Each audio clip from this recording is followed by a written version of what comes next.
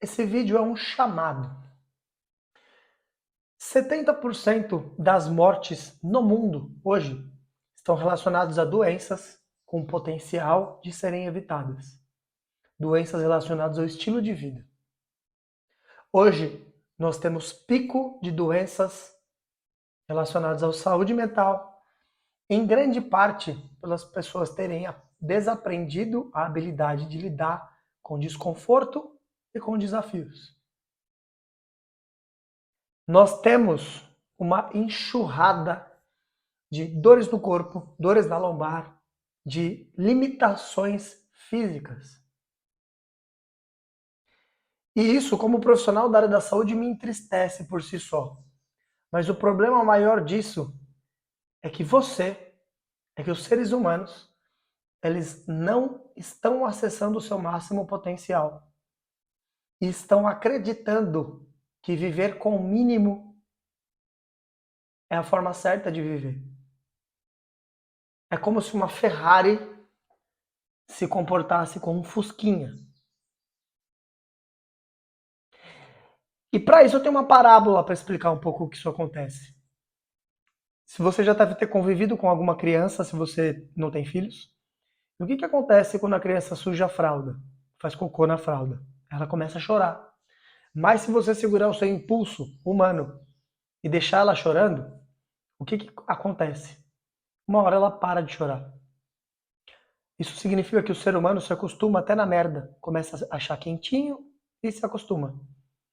Você provavelmente está acostumado a ter um corpo que não te ajuda, você precisa empurrá-lo, você está acostumado a se entupir de remédio, você está acostumado a ter uma atividade cerebral diminuída e acha que é assim mesmo que as coisas têm que ser. Mas eu estou aqui para te dizer que não é assim. E talvez seja esse o meu papel no mundo, eu acredito nisso mesmo. Eu vejo um movimento de necessidade de se conectar com alguma coisa que se perdeu. Quais são as coisas que estão na moda hoje, gente? Treinamento funcional, que nada mais é você desenvolver habilidades diferentes. Os nossos antepassados caçadores-coletores tinham essas habilidades. Jejum é algo milenar. Comida orgânica. Então, essas e algumas outras coisas, meditação, são coisas que já existem há muito tempo, são tecnologias, nós nos desconectamos e agora a gente entendeu que deu alguma coisa muito ruim e a gente precisa voltar a se conectar com isso. Junto com isso, talvez os dois maiores problemas que a gente enfrenta, que desencadeiam todo o resto, é o excesso de conforto e a busca descontrolada por prazer, por um desequilíbrio no sistema esforço-recompensa. Vou explicar um pouco isso. O ser humano sempre foi ávido, desde a época dos nossos antepassados, por conforto. Por quê? O conforto era muito escasso. Então o nosso cérebro ele tinha que ser ávido por conforto, senão a gente morria.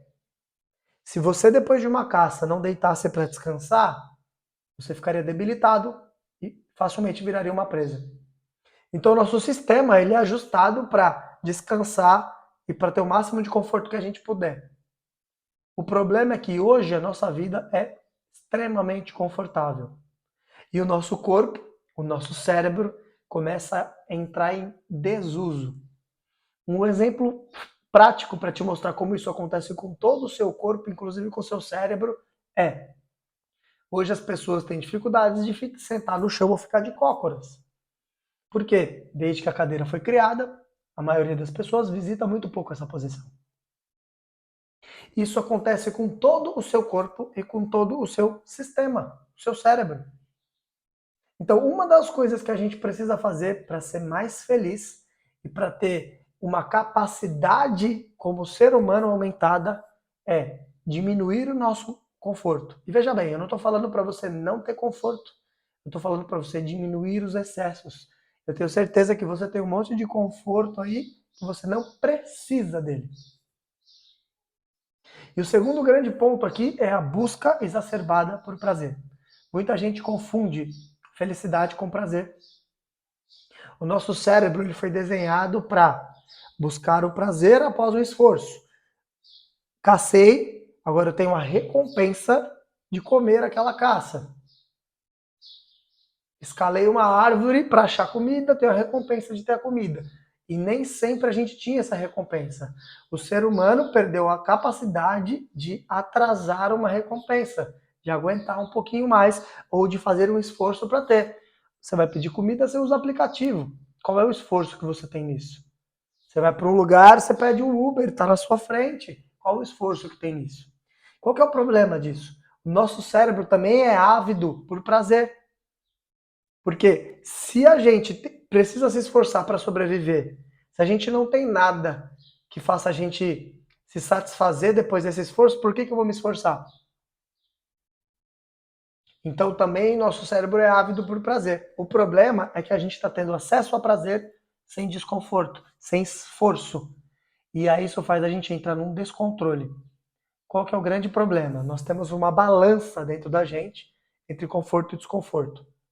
Se eu tô com essa balança muito pro lado do conforto, o meu cérebro vai puxar essa balança pro lado de desconforto. Eu vou sofrer. Segundo ponto, quando você tem muito estímulo de prazer, o seu cérebro recebe menos esse estímulo, cada vez que você dá mais. E aí aquele estímulo que você dá já não é o suficiente, você precisa sempre de mais coisas. Dá um exemplo, você está acostumado a comer o brigadeiro todo dia. Daqui a pouco, aquele brigadeiro já não satisfaz como no começo. Você precisa comer dois para ter a mesma sensação que um dava. E assim por diante, e assim por diante, e assim por diante. Então, eu me vejo no papel de ajudar as pessoas a desenvolverem um corpo atlético e uma mente resiliente. E eu acredito, de fato, que se você trabalhar para construir um corpo atlético e uma mente resiliente, pelo menos 90% dos seus problemas na vida vão diminuir ou vão sumir. O que é um corpo atlético? Corpo atlético é um corpo esteticamente que te agrade, que você olhe no espelho e goste daquilo que você está vendo. Porque isso vai trazer o que para você? Autoconfiança, autoestima e amor próprio. Vai aumentar isso. São coisas importantes para a nossa vida. E o outro lado do atlético é a capacidade funcional. Você vai ter um corpo preparado para viver melhor a sua vida, para fazer as tarefas do dia a dia que você precisar fazer. E uma mente resiliente, essa mentalidade, ela é setada e ajustada através do treino e através de hábitos naturais. O que são hábitos naturais? São voltar a fazer coisas que o nosso corpo evoluiu para fazer. Como? Dormir de noite e acordar de dia, se expor à luz do dia, pisar na grama, pisar no chão, chão de verdade, tá? Se hidratar, fazer exercícios de respiração. Isso tudo foram tecnologias que os nossos ancestrais se adaptaram para que o corpo funcionasse na sua máxima capacidade e que a gente se desconectou disso. E são coisas que vão voltar a gente a ter um corpo que a gente precisa ter, um corpo funcional, um corpo atlético e uma mente para lidar com os desafios. Então eu acredito de verdade que o meu papel no mundo é esse. E o problema que eu busco resolver é justamente esse. Ajudar você a entender e a aplicar uma vida sem excesso de conforto, uma vida sem excesso e exagero na busca por prazer. E o caminho que a gente faz isso é através da construção de um corpo atlético e uma mente resiliente. E eu quero levantar um exército de pessoas que queiram caminhar nesse sentido. Eu acredito que uma comunidade, ela tem poder. Porque eu não sou o detentor da verdade. Mas se isso que eu estou falando para você faz sentido, eu quero que você participe desse movimento que a gente vai chamar de movimento dos inquebráveis. O que é um inquebrável? É justamente uma pessoa que tem um corpo atlético e uma mente resiliente. Ele dobra, mas ele não quebra. E o símbolo que representa os inquebráveis é o bambu. Isso, a planta, bambu. E o bambu ele tem uma simbologia muito interessante. Primeiro, os primeiros anos do bambu, ele cresce para baixo, para a terra, para dentro.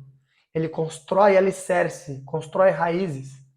Isso mostra que treinar e trabalhar em você Deveriam ser os primeiros passos que você vai dar. E aí depois o bambu cresce até 25 metros para cima. Sem crescer para dentro, você não vai conseguir atingir a altura máxima possível.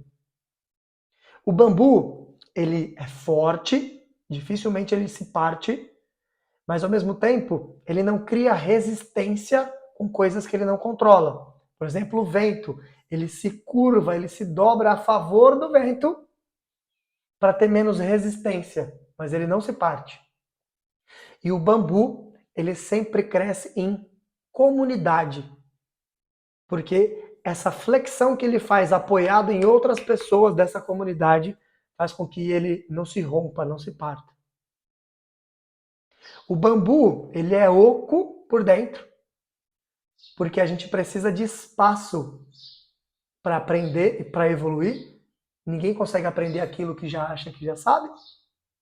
E ao mesmo tempo que deixa ele firme são os nós que ele tem, que são os princípios que a gente carrega.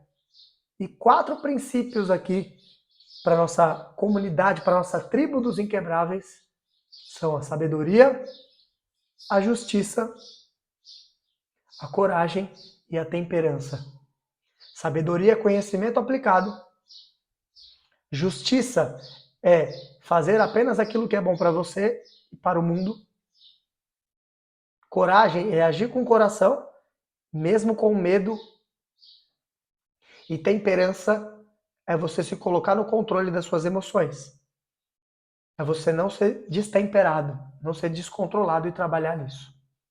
Então, se isso faz sentido para você, daqui para frente, essa é a nossa tribo, tribo dos inquebráveis, que tem como símbolo o bambu. Se você está comigo até aqui nesse vídeo, eu quero que você escreva nos comentários, eu sou inquebrável, e eu quero que você me ajude a levar essa mensagem adiante. Conto com você, a vida é o treino, tamo junto.